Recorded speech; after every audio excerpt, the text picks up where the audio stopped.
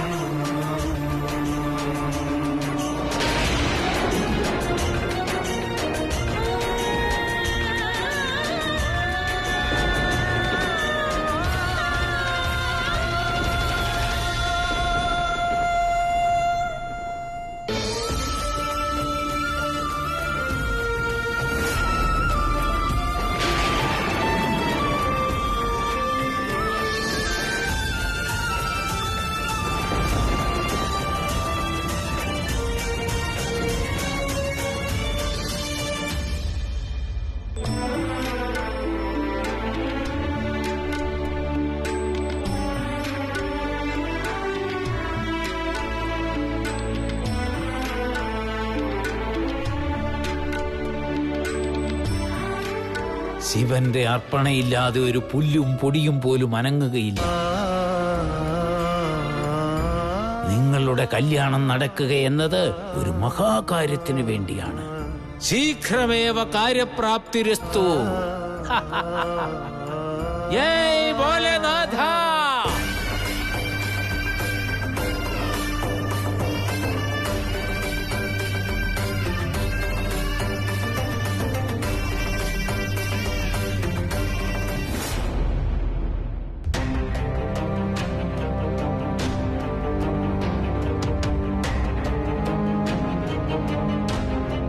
എത്ര പാവങ്ങളെപ്പോലെയാ വരുന്നേ, അതും ഒന്നും അറിയാത്ത പിള്ളേരെ പോലെ. സ്വാമി പറഞ്ഞതുകൊണ്ട് ഞാൻ ഇവളുടെ കഴുത്തിൽ താലിയിട്ടെ. ആ നിമിഷം എന്തോ ഒരു വിചിത്ര കാര്യം നടന്നതുപോലെയാ തോന്നിയത്. ഇത് സ്വപ്നോ സത്യോ ഒന്നും മനസ്സിലാവുന്നില്ല. എന്തോ സംഭവിച്ചിട്ടുണ്ട്. മാത്രമല്ല എന്തൊക്കെയോ സംശയങ്ങളും ഉണ്ട് ഇവർക്ക്. അതൊന്നും മുഖത്ത് കാണിക്കാതെ വളരെ തന്ത്രപൂർവ്വം നടക്കുകയാണിവർ. അതുകൊണ്ട് വളരെ തന്ത്രപൂർവം ഇവരിൽ നിന്ന് കാര്യങ്ങൾ മനസ്സിലാക്കി ബാക്കിയുള്ള തീരുമാനങ്ങളൊക്കെ എത്രയും വേഗം എടുക്കണം. തൃശൂൽ, എന്തുപറ്റി? രണ്ടാളും ദൂരെ എവിടെയോ പോയിട്ട് വരികയാണെന്ന് തോന്നുന്നല്ലോ. മോനെ തൃശൂലേ, അവൾ ഒന്നാമത് പ്രഗ്നന്റ് അല്ലേ? ഇങ്ങനെയുള്ള സമയത്ത് അവിടെ ഇവിടെ കറങ്ങി നടക്കുന്നത് ശരിയല്ലെന്ന് നിനക്കറിയില്ലേ? അതൊക്കെ എനിക്കറിയാം. അതോ ഇനി വീട്ടിലാരും ചോദിക്കാനും പറയാനും ഇല്ലാത്തതുകൊണ്ടാണോ? അങ്ങനെയൊന്നുമല്ല. ആഹാരം കഴിച്ചിട്ട് നടക്കുന്നത് ഇവളുടെ ആരോഗ്യത്തിന് നല്ലതാണെന്ന് ഡോക്ടർ ഇവളോട് പറഞ്ഞിട്ടുണ്ട്. അതുകൊണ്ട് ഞാൻ ഇവരുടെ അടുത്തുള്ള അമ്പലത്തിലേക്ക് കൂട്ടിക്കൊണ്ട് പോയതാ. ഇന്ന് രാവിലെ പൂജയും ശരിയായി നടന്നില്ലല്ലോ. മനസ്സിന് എന്തൊരു അസ്വസ്ഥത തോന്നിയതുകൊണ്ട് പുറത്തേക്ക് പോയതാ. നല്ല കാര്യം. അമ്പലത്തിൽ പോയിട്ട് എന്തെങ്കിലും വിശേഷപ്പെട്ട പൂജയാണോ ചെയ്തത്? ആ, വളരെ വിശേഷപ്പെട്ട ദിവസമായിരുന്നു. ജീവിതത്തില് ഒരു പ്രാവശ്യം ഉണ്ടാകുന്ന വിശേഷ ദിവസം. ജീവിതത്തിന്റെ വെളിച്ചം, താലിയുടെ ആയുസ്.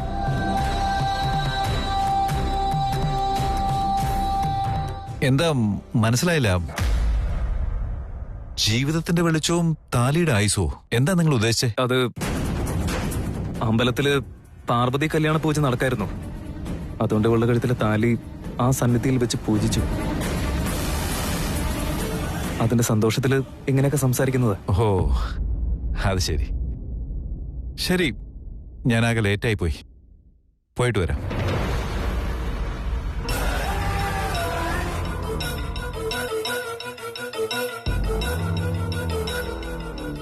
താലിക്ക് ദൈവത്തിന്റെ ആശീർവാദം. ദുഷ്ടനാഗമേ, നീ എവിടെ പോയി എന്ത് പൂജ ചെയ്താലും ഏത് ദൈവത്തിന്റെ ആശീർവാദം വാങ്ങിയാലും നിനക്കിനി അധികം ആയുസില്ല.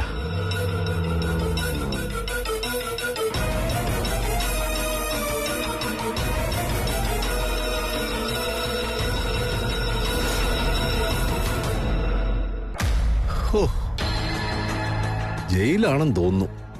ദിഗ്വിജയനാണെങ്കിൽ എന്നെ ഇവിടെ കൊണ്ട് തള്ളിയിട്ട് അവന്റെ പാട്ടിന് പോകും. കൂട്ടിനൊരാളുമില്ല, അനക്കവും ഇല്ല. ചേ, ഇവന്മാരെ വിളിച്ചിട്ട് ഇപ്പൊ 1 മണിക്കൂർ കഴിഞ്ഞല്ലോ, ഇതുവരെയായിട്ടും എത്തിയിട്ടില്ല.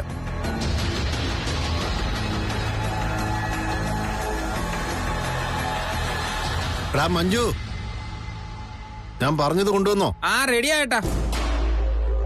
ഓ, ഇത് കേട്ട് കേട്ട് മടുത്ത് ഞാൻ. നീ വേറെ എന്തെങ്കിലും സംസാരിക്കേ. നമസ്കാരം ചേട്ടാ. നമസ്കാരം. ആ, എടാ ഞാൻ പിന്നെ വിളിക്കാം. ഓ, എത്ര നേരമായിട്ട് നിന്നെയൊക്കെ വിളിക്കുക, എന്താ ലേറ്റ് ആയത്? അത് ഞങ്ങൾ ഇച്ചിരി കറങ്ങി ചേട്ടാ. അഡ്രസ് പുതിയതല്ലേ ചേട്ടാ, അതുകൊണ്ട് കണ്ടുപിടിക്കാൻ കുറച്ച് ലേറ്റ് ആയി. എന്താ സ്പെഷ്യല്? സ്പെഷ്യലോ? നിങ്ങളെ ഒരു സ്പെഷ്യല് നിങ്ങളല്ലേ ചേട്ടാ. നല്ലപോലെ സൂപ്പിക്കുന്നുണ്ടല്ലോ. വേറെന്താടാ ഇനി ലൈഫിലുള്ളത്? ഒന്നുകിൽ കഴിച്ചു മരിക്കണം, അല്ലെങ്കിൽ കുടിച്ചു മരിക്കണം.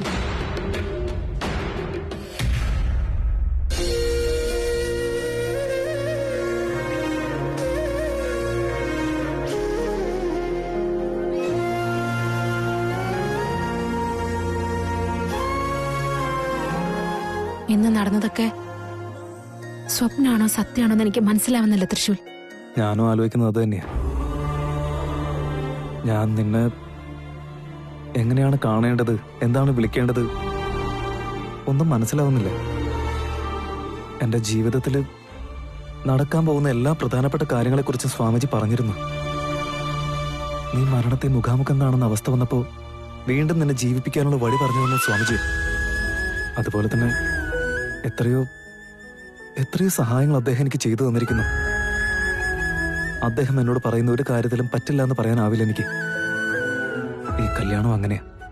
നമ്മുടെ ഈ കല്യാണം നല്ലതായിരുന്നോ ചീത്തയായിരുന്നോ എന്ന് എനിക്കറിയില്ല. പക്ഷെ നീ എനിക്ക് താലി കെട്ടിയ സമയത്ത് നന്നായിട്ട് ഇടിവെട്ടുന്നുണ്ടായിരുന്നു. അതെനിക്ക് കെട്ടിമേളായിട്ടാ തോന്നിയത്. മിന്നലുണ്ടായിരുന്നു, അത് അഗ്നിസാക്ഷിയായിരുന്നു. അതൊക്കെ നോക്കുമ്പോ ഭഗവാൻ നമ്മുടെ കൂടെ തന്നെയുണ്ട്. നമ്മളെ അദ്ദേഹം ആശീർവദിക്കുന്നുണ്ടെന്നാ തോന്നുന്നത്. അതിലിനി എത്രത്തോളം സത്യമുണ്ടെന്നൊന്നും എനിക്കറിയില്ല. അറിയില്ല. പക്ഷെ സ്വാമിജി പറയുന്നതെല്ലാം കേട്ടിട്ട് എല്ലാ പ്രശ്നങ്ങളും നമ്മൾ കാരണം അവസാനിക്കുന്ന മനസ്സിൽ തോന്നി. ഇനി എന്റെ മുന്നിലുള്ളത് ചില ചോദ്യങ്ങൾ മാത്രം. അതിനുള്ള ഉത്തരം കൂടി കിട്ടിക്കഴിഞ്ഞാൽ എല്ലാത്തിനുള്ള പരിഹാരവും. നമ്മൾ കാരണം ആളുകൾക്ക് സമാധാനം ലഭിക്കുമെങ്കിൽ നമ്മൾ അതിനുവേണ്ടിയല്ല പ്രവർത്തിക്കേണ്ടത്. നിന്റെ ലക്ഷ്യത്തിന് വേണ്ടിയും ഈ വീട്ടിലുള്ളവർക്ക് വേണ്ടിയും ഞാൻ ഇവിടെ തന്നെ ഉണ്ടാവും. താങ്ക്സ് ചി. താങ്ക്സ് ശൈലു. ശൈലു എന്നല്ല, ശിവാനി എന്ന് വിളിച്ചാ മതി.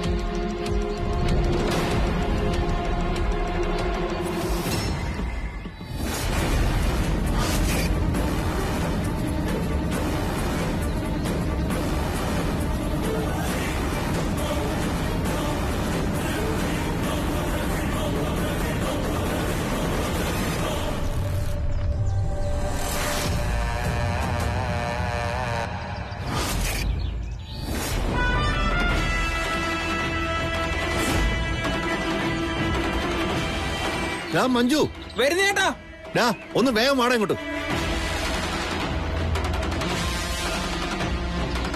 എന്താ എന്താടാ ഇത്? പോസ്റ്റർ അല്ലേ ഏട്ടാ? പോസ്റ്റർ ആണെന്ന് എനിക്ക് മനസ്സിലായി. എന്തായി കാണുന്നതെന്നാ ചോദിച്ചത്. ഇതോ അവൻ ചേട്ടന്റെ തുണിയെല്ലാം തേച്ച് പൊതിഞ്ഞു വന്നത് ഈ പേപ്പറിലാ.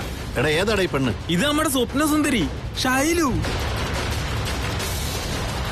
എന്താ ഏട്ടാ ഇങ്ങനെ ചോദിക്കുന്നേ? അന്ന് ചെമ്മീനിലും ഷീലയാണെങ്കി ഇന്ന് തേണ്ടിപ്പോ ഷൈലുവാ. ആരോ എന്തോ പറഞ്ഞത് കേട്ട് വെറുതെ അതും ഇതും പറയാതെ. ചേട്ടാ 2 മാസം മുമ്പ് കനവൂരിൽ നാടകത്തിന് വന്നല്ലേ, ഞാൻ പോയി കണ്ടതല്ലേ. നമുക്ക് ആകെപ്പാടെ ഉണ്ടായിരുന്നൊരു പിടിവള്ളിയായിരുന്നു. ഇപ്പോ സ്വാതന്ത്ര്യം ഉണ്ടെങ്കിലും എങ്ങോട്ടും പോകാൻ പറ്റില്ല. പറയാൻ 1000 കാര്യങ്ങളുണ്ട്, പക്ഷെ പറയാനും പറ്റില്ല. നമ്മുടെ നാടകം തന്നെയായിരുന്നു നല്ലത്. ആരോടെങ്കിലും ദേഷ്യം ഉണ്ടെങ്കിൽ സ്റ്റേജിൽ കയറി 2 ഡയലോഗെങ്കിലും പറയായിരുന്നു. ഇതിപ്പോ ഒന്നും പറ്റുന്നില്ല. പങ്കു, ഷൈലുവിന്റെ കൂടെ നമ്മൾ ഇവിടെ നിൽക്കുന്നുള്ള വാക്ക് കൊടുത്താണ് ഇവിടെ നിൽക്കുന്നത്. ഷൈലു ഇല്ലെങ്കിൽ നമ്മളില്ല, ഷൈലു ഇല്ലെങ്കിൽ നാടകവും ഇല്ല. അവള് തന്നെ തുണയായിട്ട് നമുക്കിവിടെ ഉള്ളപ്പോ എന്തിനാ ഇങ്ങനെ ചിന്തിക്കുന്നേ? എന്റെ മനുഷ്യ, ഈ വീട്ടിൽ ഇതുപോലെ കുറച്ചു നാളും കൂടെ നമ്മൾ ജീവിച്ചാലുണ്ടല്ലോ, ശരീരത്തിന് മാത്രമല്ല മനസ്സിന് നല്ല രീതിയിൽ കൊഴുപ്പ് കൂടും. നമ്മൾ മടിയന്മാരായിട്ട് മാറുകയും ചെയ്യും. അമ്മായി, അമ്മാവാ, എനിക്ക് നിങ്ങളോടൊരു കാര്യം ചോദിക്കാനുണ്ട്. ഷൈലു, ചോദ്യം ശരിയാണെങ്കിൽ ഉത്തരവും ശരിയായിരിക്കും. യക്ഷപ്രശ്നം എന്ന നാടകത്തില് യക്ഷന്റെ ചോദ്യത്തിന് ധർമ്മരാജന് കടകടാന്ന് മറുപടി കൊടുക്കുന്ന കഥാപാത്രത്തെ അഭിനയിച്ചവനാണ് ഈ ഞാൻ. എനിക്ക് നിന്റെ ചോദ്യത്തിന് ഉത്തരം തരാൻ പറ്റില്ലെന്നാണ് പറയുന്നത്. വേഗം വേഗം ചോദ്യം ചോദിച്ചോളൂ, അപ്പൊ വേഗം വേഗം ഉത്തരവും തരാൻ പറ്റും. ഇപ്പോ എന്താണ് നിന്റെ ചോദ്യം? ആരാ ഞാൻ?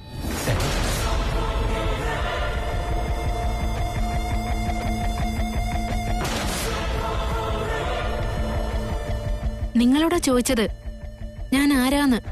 ഷൈലു, ജ്ഞാനഭണ്ഡാരമായിരുന്ന ശങ്കരാചാര്യർക്ക് പോലും ഉണ്ടായിരുന്ന ചോദ്യം ഇത് തന്നെയാണ്. ഞാൻ ആരാണ്? ആ കാലം തുടങ്ങി ഇന്ന് വരെ രാമനും ലക്ഷ്മണനും സിദ്ധനും ബുദ്ധനും നബിയും ക്രിസ്തുവും എല്ലാവരും തേടി നടന്നത് ഈ ഒരു ചോദ്യത്തിന്റെ ഉത്തരത്തിനാണ്. ഞാൻ ആരാണ്? ഇത്തരം ചോദ്യങ്ങൾക്ക് നമ്മൾ ഉത്തരം കണ്ടുപിടിക്കാൻ നോക്കിയാ ഒരുപക്ഷെ നമ്മൾ ആത്മീയം, വിശ്വകർമ്മയോഗം, സന്യാസം എന്നൊക്കെ പറഞ്ഞു പോകേണ്ടി വരും മോളെ. എന്നാലും എന്തിനാ ഇപ്പൊ ഇങ്ങനൊരു ചോദ്യം? അമ്മാവ, എന്റെ പ്രശ്നം ആധ്യാത്മികമൊന്നുമല്ല. നേരത്തെ പറഞ്ഞതുപോലെ നാടകത്തിലെ ഡയലോഗും അല്ല. എനിക്കറിയേണ്ട കാര്യം എന്റെ ജന്മത്തെക്കുറിച്ചാണ്, എന്റെ ജീവിതത്തെക്കുറിച്ചാണ്. അച്ഛനും അമ്മയും കുറിച്ചുള്ള ഓർമ്മ പോലും എനിക്കില്ല. അവരാരാന്ന് പോലും എനിക്കറിയില്ല. നിങ്ങൾ മാത്രമാണ് എന്റെ ലോകം എന്ന് പറഞ്ഞ് ജീവിക്കായിരുന്നു ഞാനല്ലേ. എനിക്ക് ഓർമ്മ വെച്ച കാലം മുതലേ ഞാൻ നിങ്ങളെ അമ്മാവ അമ്മായി എന്ന് വിളിച്ച് നിങ്ങളുടെ കൂടെ നിൽക്കായിരുന്നു എന്നാ തോന്നുന്നത്. തോന്നുകയാണെന്നൊക്കെ പറഞ്ഞ എന്താ അതിന്റെ അർത്ഥം? ഞങ്ങൾ രണ്ടുപേരും നിന്റെ ആരും അല്ലെന്നാണോ? അങ്ങനെയല്ല. കഴിഞ്ഞ കുറച്ച് നാളുകളായിട്ട് എനിക്കെന്തോ ശരിക്കും ഓർമ്മ കിട്ടുന്നില്ല ഒന്നും. വെറും നാടകവും സ്റ്റേജും നിങ്ങളും പക്രവും വല്യമല്ലിയും കൊച്ചുമല്ലിയും അങ്ങനെ കുറച്ചുപേരെ ഓർമ്മയുള്ളൂ. പിറകിലേക്ക് തിരിഞ്ഞു നോക്കിയ എല്ലാം വേറെ ഓർമ്മ മാത്രം. ഒരേ സംശയങ്ങളാണ് എനിക്ക്. എന്നോട് സത്യം പറ, ഞാൻ എത്ര നാളായിട്ട് നിങ്ങളുടെ കൂടെ ഉണ്ട്? ചെറുപ്പം മുതലേ ഞാൻ നിങ്ങളുടെ കൂടെ തന്നെയാണോ, അതോ ഇടയ്ക്ക് വെച്ചാണോ ഞാൻ നിങ്ങളുടെ കൂടെ വന്നത്? എന്തൊക്കെയാ മോളെ നീ പറയുന്നേ? ഇപ്പൊ നിനക്ക് എവിടെ നിന്ന് ഇങ്ങനൊരു സംശയം വന്നേ?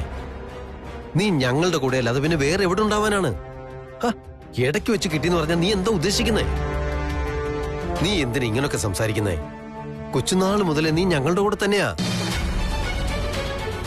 നീയുണ്ടല്ലോ എന്റെ അനിയത്തിയുടെ മോളാ. നിന്റെ അച്ഛനും അമ്മയും പോയി കഴിഞ്ഞപ്പോ നിന്നെ ഞങ്ങളുടെ കയ്യിൽ ഏൽപ്പിച്ചതാ. ഷൈലു, എന്താ മോളെ നിനക്ക് പറ്റിയത്? ഒന്നും എനിക്ക് ശരിക്കും ഓർമ്മയില്ല. ഇടയ്ക്കിടയ്ക്ക് എന്തൊക്കെയോ അവ്യക്തമായിട്ട് ഓർമ്മ വരും. ഈ വീട്ടിലേക്ക് വന്ന ശേഷം ഇവിടെയുള്ളവരെല്ലാം എന്റെ സ്വന്തം പോലെ എനിക്ക് തോന്നുന്നത്. അതെന്താ അങ്ങനെ? ഓഹോ, അതാണോ? ഈ നാടകം കളിക്കാൻ വന്നിട്ട് ഓവറായിട്ട് ഇൻവോൾവ് ആയതുകൊണ്ട് സംഭവിച്ചതാണത്. നിനക്ക് അങ്ങനെയൊക്കെ തോന്നിയെന്ന് കരുതി അതല്ല മോളെ സത്യം. സത്യം എന്താണെന്ന് വെച്ചാ നീ യഥാർത്ഥത്തിൽ ഷൈലു തന്നെയാണ്. നോക്ക്, വെറുതെ ഓവറായിട്ട് ഓരോന്ന് പറഞ്ഞ് ജീവിതത്തിൽ അത് പകർത്താൻ നോക്കല്ലേ. നീ നിന്നെ തന്നെ മറക്കാതെ നോക്കിയോ? മഞ്ജു, നീ പറയുന്നത് സത്യമാണോ? അതെ ചേട്ടാ. ശരി, നിനക്ക് വേദനിച്ചോടാ? ഇല്ല ചേട്ടാ, ചെറുതായിട്ടൊന്ന്. എടാ, ഇവളിപ്പോ എവിടെ ഉണ്ടെന്നറിയാവോ? ഹേ, അറിയത്തില്ല ചേട്ടാ. എന്തിനാ ചേട്ടാ ഇങ്ങനെ ടെൻഷൻ ആവുന്നേ? പോസ്റ്ററിൽ നമ്പർ കിടക്കല്ലേ, ഫോൺ വിളിച്ച് അവരെ കിട്ടില്ലേ?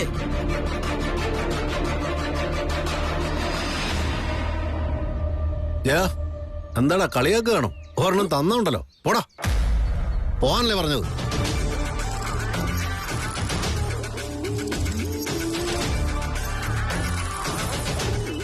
എന്താ ചേട്ടാ, എന്താ പ്ലാൻ? ഇന്നത്തെ നൈറ്റ് പാർട്ടിക്ക് എവളാണോ വരുന്നേ? നിന്റെ വായ നടച്ചോ, ഞാൻ നോക്കട്ടെ. ശരി ചേട്ടാ.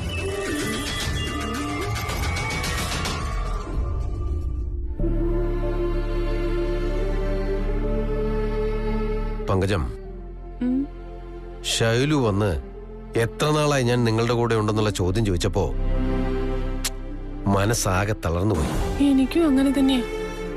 ഓരോ കാര്യങ്ങളൊക്കെ ഇങ്ങനെ കേൾക്കുമ്പോഴേ നമ്മൾ നാടകം കളിക്കുന്ന സമയത്ത് ഒന്നും ഓർക്കാൻ സമയേ കിട്ടില്ലായിരുന്നു, ഒന്നും ഓർമ്മ വരില്ലായിരുന്നു. ഇതിപ്പോ ഒന്നിനു മേലെ ഒന്നായിട്ട് ചോദ്യങ്ങൾ മാത്രം, ഒന്നിനും ഉത്തരവും നമുക്കില്ല. ഈ ഒരു ചോദ്യത്തിന് ഉത്തരം കൊടുത്താ ഇനിയും വീണ്ടും ഓരോ ചോദ്യങ്ങൾ ചോദിച്ചുകൊണ്ടേയിരിക്കും. അതിനു പകരം ഇതുപോലെ കാര്യങ്ങൾ മുന്നോട്ട് പോകുന്നതായിരിക്കും നല്ലത്. എത്ര നാളത്തേക്ക്? ഉത്തരം കിട്ടുന്നതുവരെ, സംശയം തീരുന്നതുവരെ. അതാ ചോദിച്ച എന്ന് വരെയെന്ന്? അതെനിക്ക് അറിയില്ല പങ്കജം. ദൈവം എല്ലാ ചോദ്യത്തിനും ഉത്തരം ഒരിടത്ത് കരുതിയിട്ടുണ്ട്. ചോദ്യം കൈവച്ചിട്ട് ഉത്തരം തേടുന്നതല്ലേ ജീവിതം. നമുക്ക് നോക്കാം. എല്ലാറ്റിനും ദൈവം നമുക്കൊരു വഴി കണ്ടെത്തി തരാതിരിക്കോ?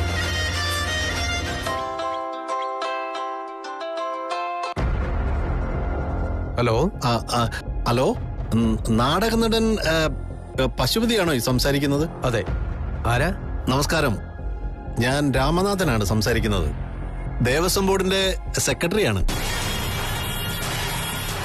ഞാൻ വിളിച്ചത് ഞങ്ങളുടെ അമ്പലത്തിലെ ഉത്സവമാണ്. അതുകൊണ്ട് ഞങ്ങൾ വിചാരിച്ചത് നിങ്ങളുടെ നാടകം കൂടി ഇവിടെ ഉൾപ്പെടുത്താമെന്നാണ്. ക്ഷമിക്കണം, ഞങ്ങള് നാടകാഭിനയം നിർത്തിയിരിക്കുക. എന്താ സാറേ ഇങ്ങനെ? നാടകരത്നം, കലാതിലകം, ബഹുഭാഷാ പണ്ഡിതനും ഒക്കെ അല്ലേ നിങ്ങൾ? നിങ്ങൾ തന്നെ ഇങ്ങനെ സംസാരിച്ചാൽ എങ്ങനെയാണ് സാർ? എനിക്കറിയാം, സാഹചര്യം ഇങ്ങനെ ആയിപ്പോയി. എന്റെ ജീവനാണ് നാടകം. ഞാൻ ജീവിക്കുന്നതേ അതിനാ.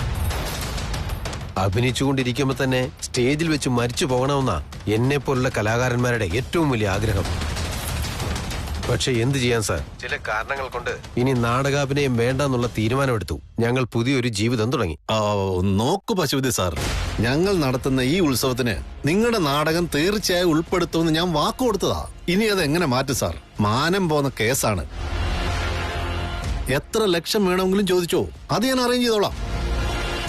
പക്ഷെ എന്തായാലും നിങ്ങൾ വരണം. അല്ല സാർ, അല്ല സാർ, പെട്ടെന്നൊരു തീരുമാനം എടുക്കാതെ ശരിക്കൊന്ന് ആലോചിക്കുക. എന്തായാലും ഞാൻ നിങ്ങൾക്ക് ലൊക്കേഷൻ അയച്ചിട്ടേക്കാം. ദയവ് ചെയ്ത് നിങ്ങൾ വരാതിരിക്കരുത്. നിങ്ങൾ വരുമെന്ന് തന്നെ ഞങ്ങൾ പ്രതീക്ഷിക്കുന്നു. ശരി, വരാം.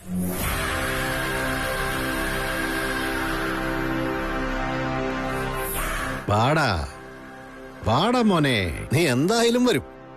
നീ വന്നാലല്ലേ എനിക്ക് ഈ സ്വപ്ന സുന്ദരിയെ ഒന്ന് കാണാൻ പറ്റും, അല്ലേ ബേബി? അമ്മ, നിനക്ക് വേണ്ടിയല്ലേ മുത്തേ ഞാൻ കാത്തിരിക്കുന്നത്. നോക്കൂ പങ്കജം, നാടകത്തിന്റെ കാര്യം പറഞ്ഞുകൊണ്ടിരിക്കുമ്പോ തന്നെ നാടകം ബുക്ക് ചെയ്യാൻ വേണ്ടി ദേ വിളിച്ചിരിക്കുന്നു. അതിന് നമ്മളിനി നാടകം കളിക്കുന്നില്ലെന്ന് തീരുമാനിച്ചതല്ലേ? അങ്ങനെയല്ല പങ്കജം, നമ്മൾ എത്രയോ നാടകങ്ങൾ കളിച്ചിരിക്കുന്നു. എന്നാൽ അവസാന നാടകം കളിച്ച് സ്റ്റേജിൽ നിന്ന് എല്ലാവർക്കും കൈവീശി ബൈ പറഞ്ഞിറങ്ങണമെന്നാണ് എന്റെ ആഗ്രഹം. നോക്ക്, അവരിതേ ലൊക്കേഷൻ അയച്ചു തന്നിരിക്കുക. ഞാൻ അവരെ പോയി കണ്ടിട്ട് വരാം. അതെ, ഒറ്റയ്ക്ക് പോണ്ട, ഞാനും വരാം. എത്ര നേരം ഇവിടെ ഇരിക്കുന്നേ? ശരി, വാ.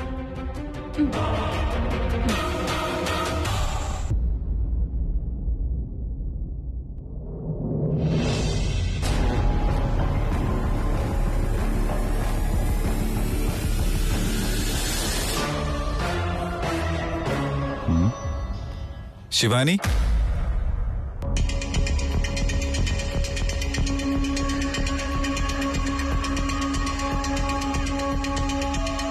എന്താ വല്ലാതിരിക്കുന്നേ? എനിക്ക് കുഴപ്പമൊന്നുമില്ലല്ലോ അല്ലേ? അല്ലേന്ന് നീ എന്നോട് തന്നെ ചോദിക്കുകയാണെങ്കിൽ പിന്നെ അതിലെന്തോ കുഴപ്പമുണ്ടെന്നല്ലേ അർത്ഥം?